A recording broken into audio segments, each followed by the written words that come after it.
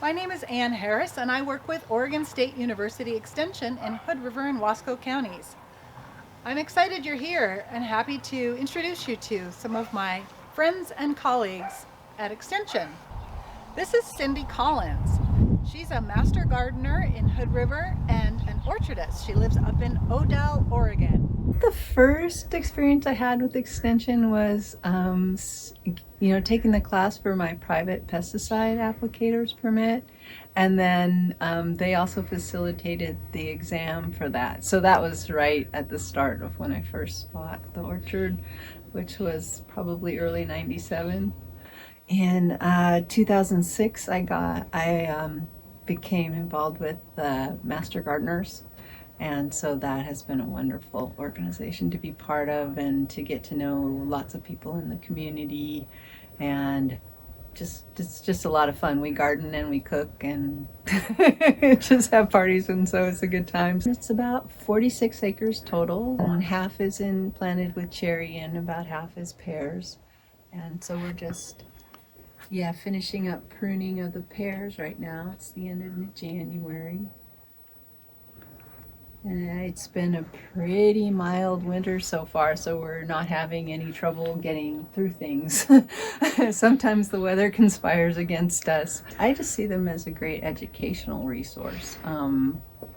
We work with the chemical, we have our chemical field men for our chemical supply houses, and they do work with companies, as far as developing the products that we use here on the farm. But I sort of rely on Extension to do the research on some of the beneficial insects and ways that we can keep those in the orchard, and other ways that we sort of come together. You need both things, I think, to make it work well. So I've always appreciated that approach, and then the keeping us apprised of invasive insects, which there's been a number that have come in the last 5 or 6 years, which have really impacted some of our spray programs, and just keeping us up to date with that and managing that. I think. So that's probably that's the thing I see first and foremost.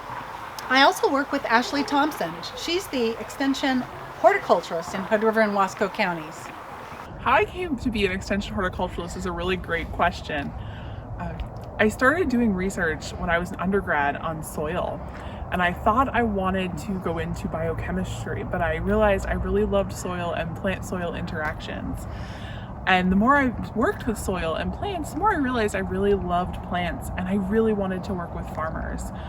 During my master's, we were working with plant pathogens in lowbush blueberries, and being able to help farmers was incredibly rewarding for me, and I knew right then that that's what I wanted to do for the rest of my career. What brought me to Extension here in the Gorge? Well, I am really committed to working with perennial fruit cropping systems. As I mentioned before, my master's degree was in blueberry plant pathology, and I have a PhD in fruit tree horticulture from Virginia Tech. And during my time in both of those programs, I was looking at organic and sustainable management of these systems. And the Gorge is a great place to do that. The growers are incredibly progressive and interested in moving towards more sustainable management techniques, whether that's something called integrated pest management, which is using fewer pesticides to control their pest problems, or using more advanced fertilizer management methods. We do a ton to work with our orchardists here in the Gorge. So we're always doing educational events and activities.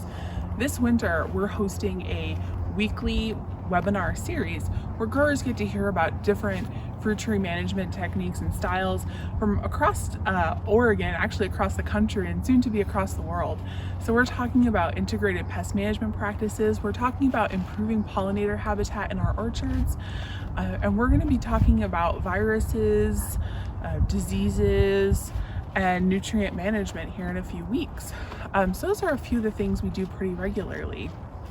I also have a pretty intense research component to my program. So my research really focuses on reducing the amount of nitrogen inputs in our orchards and the amount of nitrogen inputs in our soil. So right now we have a really cool project going on with a grower cooperator here in Hood River, where we're looking at the best nitrogen rates for our pear trees. So if you drive around the gorge, you may notice pear trees are really big and bushy at the top, and that makes them more prone to pest and disease related issues. So I'm working on a project called fine-tuning nitrogen for mature pear trees, and we're hoping to reduce that pest and disease pressure while keeping the tree thriving and producing a high quality pear crop. When I realized we weren't going to have enough masks for all of our farm workers, I started a little online campaign, and we had over 3,900 masks donated to us from seamstresses across Oregon for our farm workers. So those were all distributed at local orchards. I'm happy to introduce Ebony to you today. She's a member of our garden club at the Dalles Middle School. I'm Ebony Mondragon in 6th grade, and I go to the Dalles Middle School. My teacher, she said, you can join this gardening club if you want. There's multiple other clubs, and I just thought that this would be funner. We built this bed. We made sticks, ruler sticks to measure the plants. I actually never built a bed, but I do some like building with my dad, and I think it was a little easier than I thought. I was really looking forward to seeing how much these plants grow, and I want to see what we're going to do with that bed. I'm here at Sandoz Farm with Theo, who is one of our extension club members in our traditional extension clubs, where he works with his swine, and he's also a member of Vex Robotics with his friend Angel.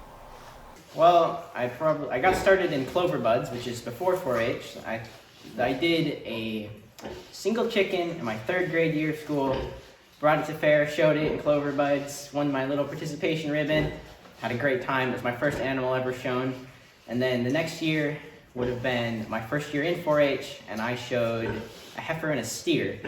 You know, I'm a little 4th grader at this point, and I've got this 1,000-pound steer that I'm towing around. Didn't go too smoothly, but we made it through. Ended up with a black and blue toe. I would say that when I started out in middle school. When I went into middle school, I went into some computer stuff, and I was like, oh, this is cool. I want to do that when I grow up. And then I ended up coming home with that, and my mom and my dad kept pushing me. Well, you know, the farming industry loves this computer stuff now. Especially, we were just talking the other night about how the dairy industry, the cows, they have tags in their ears. They go by a scanner. It reads what that tag is. It gives them the right amount of feed, and it's just crazy. Like, there's no person involved at this point. It's all computerized. And we've been talking about, you know, computer programming in the meat industry and the dairy industry, and just how I can apply it to something that would affect my family, basically. How I can benefit this place, the Sandoz Farm. 4-H. Well, yeah, future for 4-H. I wish I could get more people to do it. That's always been a push, is because, like, when we go out to the Wasco County Fair, there's, you know, some years there's not that many people out there. And it was always a push to go find people who want to join. And I think it's very important that people do this, because while our food nowadays may come from these big factories and such that we all think of as horrible places, a lot of it comes from places like this, where I've got my 4 sows here, and I've got my little piglets, and people will come buy a pig from us, and they'll take it and raise it themselves and eat it for Thanksgiving dinner, whatever they're gonna do. And just having a place like this and people who are willing to take out the time to raise animals and take care of them and put them back into the community instead of people just going to the store and buying a ham, I feel like that's just worth a lot more. And it tastes better. I started in high school. I would make this my 3rd year. And then I did programming stuff through middle school before that. And I've only done the Vex Robotics. I did 1 year of the Lego robotics back in elementary school. I didn't get too into that, but definitely like this. Vex Robotics program since 5th grade? No, it was 4th grade. Which is... It's been a while. Wow. like 7 or 8 years. And I've been, so at my elementary school, we did Lego robotics. And then middle school, it was still Lego robotics, I believe. Yeah, and then my 8th grade year, it was the first year that we were doing VEX, and Lou offered the middle school to do VEX, and we did it. All right. And yeah, so I've been doing VEX for 4 years. Nice. And what year are you in high school now? I'm a junior. Okay, you guys are both juniors. Do you think that you might pursue something related to robotics when you finish high school? I would like to. I'd like to become a mechanical engineer. This is Yahir Santian. He's a senior at the Dalles High School, and he is a member of the Juntos Club, one of our programs with Extension. I'm a senior here at the Dalles High School, and I've been involved with the Juntos program since I was an 8th grader, and now I'm a senior, and I'm the club president of the Juntos Club here at the high school. One thing I like about the Juntos program is being surrounded by students of my culture, first generation Hispanic students that are equally as motivated to receive higher education, and that pushes me forward to continue on my path to pursue higher education. I think this program has really successful for me, especially since I started at a young age. It really got me going to start thinking about college really early on in 8th grade. So before I even started high school, I started thinking about going to college, and that gave me a head start to start taking rigorous classes from my freshman year, getting involved, things like that. And that's really helping me out, especially now that it's scholarship season. It's really just helping me out and helping me stand out from the rest. And yeah, I really encourage any other student, not just Hispanic students, but just any student interested in pursuing a higher education, to join the Juntos Club. This is my colleague, Lauren Kramer. She's the program coordinator for Family and Community Health in the Columbia Gorge. Well, I originally came to the Gorge in 2006 for an AmeriCorps position, and I was placed with the Commission on Children and Families, and I was doing some really exciting public health work, and it made me really interested and engaged and wanting to learn more about public health and all the different types of work that we can do at a systems level. And so I ended up going to Oregon State University for my master's in public health.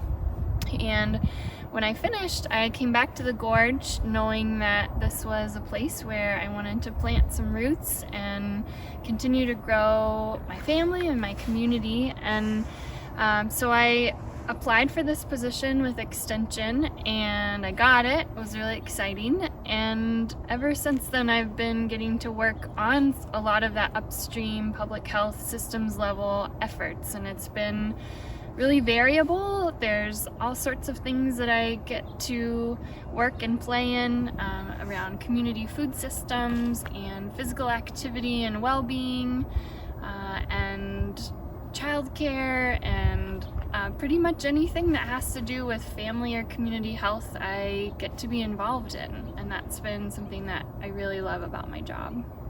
When I applied for the position, they had been doing a little bit of a strategic shift from kind of the older, more historical positions like mine that would have been filled by home economics or education masters, and they were shifting to public health. And so I was one of the first hires in that new kind of model of public health extension.